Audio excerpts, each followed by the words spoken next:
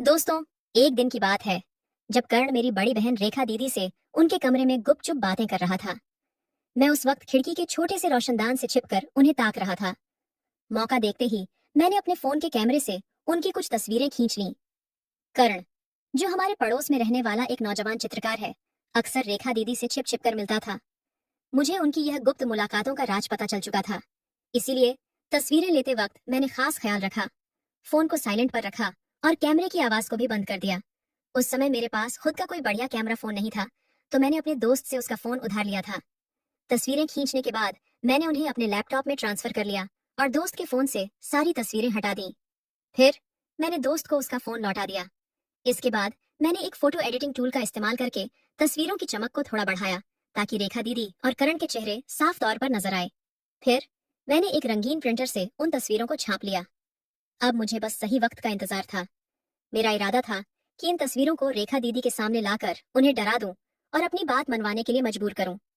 मैं ऐसी परिस्थिति का इंतजार कर रहा था जब कर्ण शहर से बाहर हो और रेखा दीदी घर में अकेली हो। मुझे डर था कि अगर रेखा दीदी को पहले ही भनक पड़ गई कि मुझे उनकी और कर्ण की सच्चाई पता है, तो वो कर्ण को बता देंगी और दोनों मिलकर मुझसे ये तस्वीरें हटवाने की कोशिश करेंगे। इसलिए मैंने हर कदम सोच समझकर उठाया, ताकि उन्हें मेरे प्लान का जरा भी अंदाजा न हो। लगभग 2 महीने बाद वो सुनहरा मौका आ ही गया। करण एक हफ्ते के लिए अपने गांव गया था और रेखा दीदी घर पर अकेली थी। उस दौरान मम्मी को भी कुछ दिनों के लिए गांव जाना पड़ा था और पापा अपने ऑफिस के काम से शहर से बाहर थे। अब घर में सिर्फ मैं और रेखा दीदी रह गए थे। मुझे लगा कि इससे बेहतर मौका नहीं मिलेगा और मैंने फौरन अपनी योजना पर काम शुरू कर दिया। मैंने रेखा दीदी की तस्वीरों को एक लिफाफे में डाला और उस पर उनके पति का नाम लिख दिया। मैंने ऐसा जताया जैसे ये लिफाफा डाक से आया हो। उस दिन जब मैं कॉलेज से लौटा, तो लिफाफा हाथ में लेकर घर में दाखिल हुआ। मैं सीधा रसोई की ओर गया और वहां से रेखा दीदी को पुकारा। वो अपने कमरे से बाहर आई। उस वक्त वो नीले रंग का गाउन पहने हुए थी। उन्हें देखकर मेरे दिल की धड़कन थोड़ी तेज हो गई, लेकिन मैंने खुद को संभाला और लिफाफा उनके हाथ में थमाते हुए कहा, दीदी, ये बाहर रखा था, शायद डाक वाला छोड़ गया है। रेखा दीदी ने थोड़े आश्चर्य से लिफाफे को लिया और उसे गौर से देखने लगी। मैं पास की कुर्सी पर बैठ गया और बोला, देखो ना दीदी, ये किसका हो सकता है?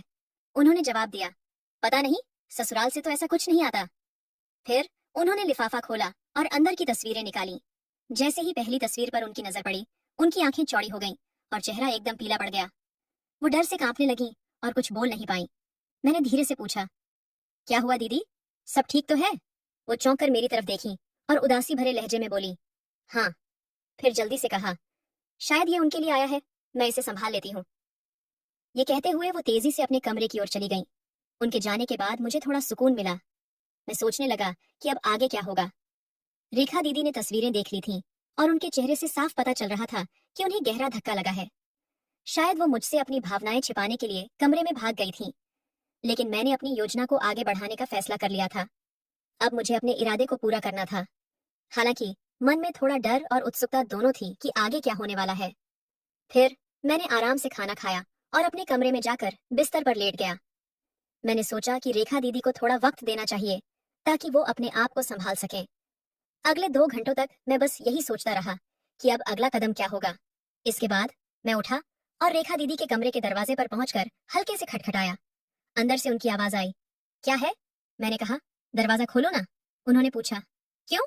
मैंने जवाब दिया, मुझे तुमसे कुछ बात करनी है। वो थोड़ी चिढ़कर बोली, अभी मुझे तंग मत करो, मैं थक गई हूँ।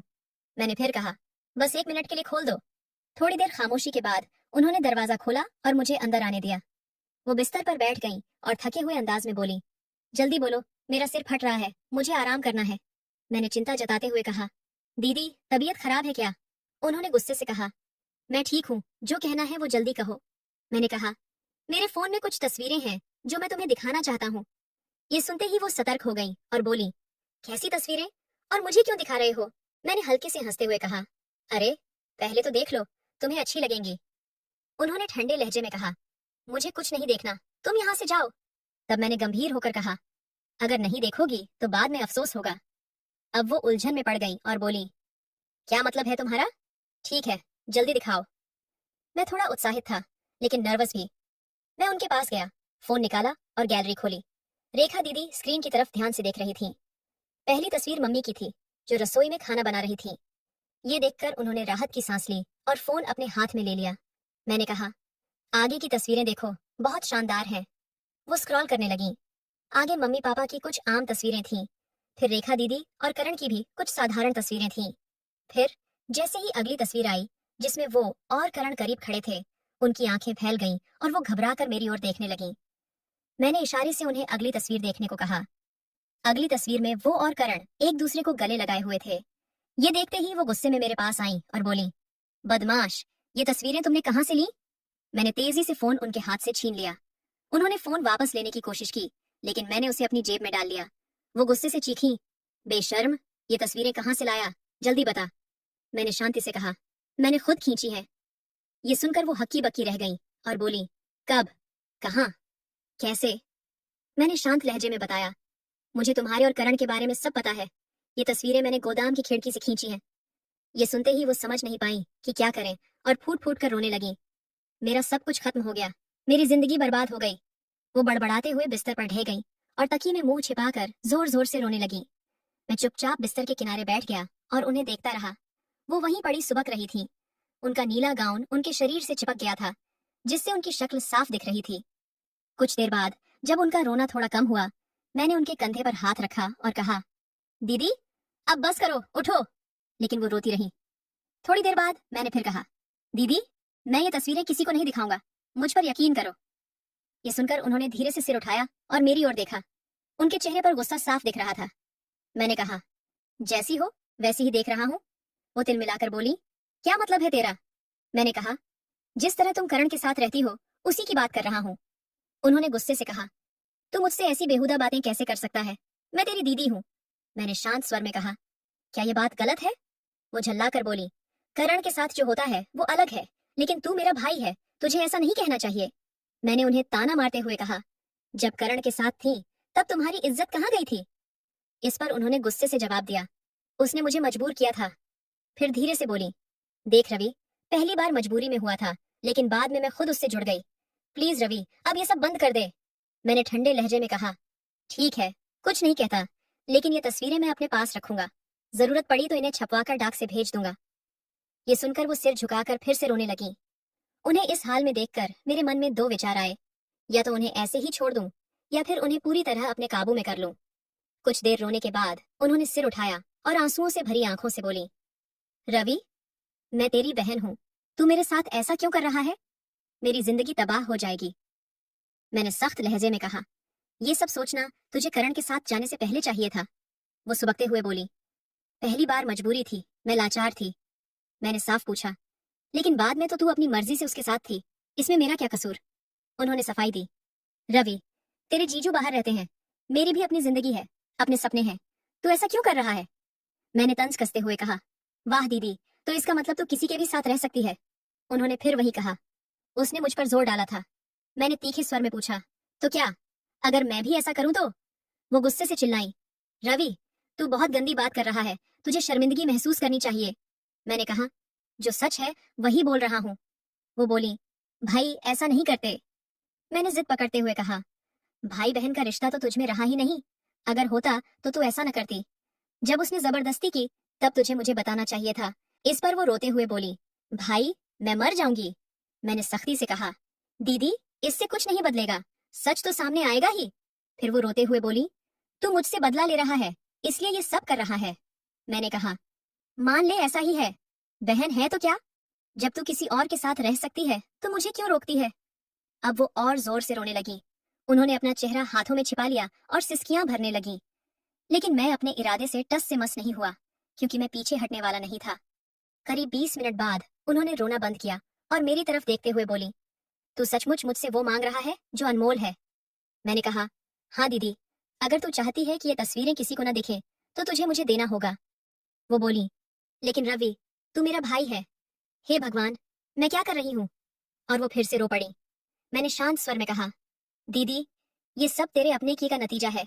अगर तू चाहती है कि ये बात छिपी रहे तो तुझे पैसे देने होंगे। उन्होंने थोड़ा सोचा और बोली, ठीक है, मैं दूंगी, लेकिन रवि, ये गलत है। मैंने अपना फैसला सुनाया, दीदी, तू जैसी है वैसी ही रहेगी। मुझे बस करण के साथ तुझे देखकर गुस्सा आता था, लेकिन अब जो मैं चाहता हूँ वही होगा। उन्होंने समझाने के लहजे में कहा, रवि, जवानी में कुछ ख्याल आना स्वाभाविक है, लेकिन ऐसा करना ठीक नहीं। मैंने ठंडे स्वर में कहा, मुझे कोई फर्क नहीं पड़ता। पहले ये तेरी मर्जी के खिलाफ था, लेकिन अब नहीं है। वो गुस्से से बोली, तू मेरा भाई है, ऐसी बातें कैसे कर सकता है? मैंने थोड़ा तेज आवाज में कहा, जैसे तूने करण के साथ किया, पहले मना किया, फिर खुद मान गई। मतलब तुझे सब पता था? अब वो थोड़ा संभल चुकी थी। उनकी बातों में रुकावट थी, लेकिन लग रहा था कि उन्होंने सच को स्वीकार कर लिया है। मैंने हल्की मुस्कान के साथ कहा, हाँ, मुझे शुरू से सब पता था। वो शक भरी नजरों से बोली, मतलब तू शुरू से मेरे पीछे पड़ा था? मैंने कहा, कुछ ऐसा ही समझ ले, और ये तस्वीरें मेरे पास सबूत की तरह रहेंगी। अगर तुझे लगता है कि मैं इन्हें तुझे दे दूंगा, तो ये भूल मत करना। वो घबरा कर बोली, प्लीज रवि, इन्हें जीजू को मत भेजना। मैंने पूछा, तो तैयार है ना? उन्होंने हार मानते हुए कहा, मेरे पास और कोई चारा है क्या? मैंने कहा, बिल्कुल नहीं, तुझे तैयार होना ही पड़ेगा। फिर मैंने धीरे से उनका हाथ अपने हाथ में लिया। उन्होंने मेरे हाथ की ओर देखा, फिर मेरी आंखों में देखा। हम दोनों एक दूसरे को घूर रहे थे। उनकी आंखें लाल थीं और चेहरा सूजा हुआ था, लेकिन वो मुझे हमेशा की तरह आकर्षक लग रही थी। थोड़ी देर की चुप्पी के बाद उन्होंने मेरे हाथ पर अपना हाथ रखा और बोली, रवि, मैं तैयार हूँ, लेकिन मुझे थोड़ा वक्त चाहिए। ये कोई छोटी बात नहीं है। मैं इसके लिए अभी तैयार नहीं हूँ। मुझे थोड़ा समय दे, मैं बहुत थक गई हूँ। उनकी बात सुनकर मैं सोच में पड़ गया। फिर सोचा, उन्होंने हाँ तो कह ही दी है, अगर उन्हें थोड़ा आराम करने दूं तो क्या बिगड़ जाएगा? इससे वो मानसिक रूप से तैयार भी हो जाएंगी।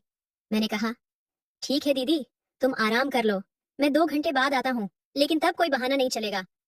फिर वो करवट लेकर तकिए में मुंह छिपा ली। मैं चुपचाप कमरे से बाहर निकल गया। बाहर आते ही मैं खुशी से उछल पड़ा। मेरा मकसद पूरा हो गया था। तभी उनके कमरे से आवाज आई, रवि, रुक जा। मैंने मुड़कर पूछा, क्या हुआ दीदी? वो बोली, इन तस्वीरों का क्या करेगा? मैंने हंसते हुए कहा, पहले सब ठीक से हो जाए, फिर मैं खुद इन्हें डिलीट कर दूंगा। वो बोली, कोई देख लेगा तो? मैंने कहा, कोई नहीं देखेगा, मैंने इन्हें अच्छे से छिपाया है, तुम फिक्र मत करो। उन्हें यह भरोसा देकर मैं बाहर निकल गया। फिर मैं अपने कमरे में गया और बिस्तर पर लेटकर सोचने लगा कि रेखा दीदी को कैसे संभालना है। करीब 1.5 घंटे बाद मैं उठा, नहाया और आरामदायक कपड़े पहन लिए, एक ढीली टी शर्ट और शॉर्ट्स। फिर मैं उनके कमरे की ओर बढ़ा। दरवाजा बंद था। मैंने हल्के से धक्का दिया और अंदर चला गया। अंदर जाकर मैंने देखा कि रेखा दीदी बिस्तर पर लेटी थीं। उनकी आंखें बंद थीं, लेकिन वो सोई नहीं थीं। वो मेरा इंतजार कर रही थीं। मैंने धीमे स्वर में कहा, रेखा दीदी।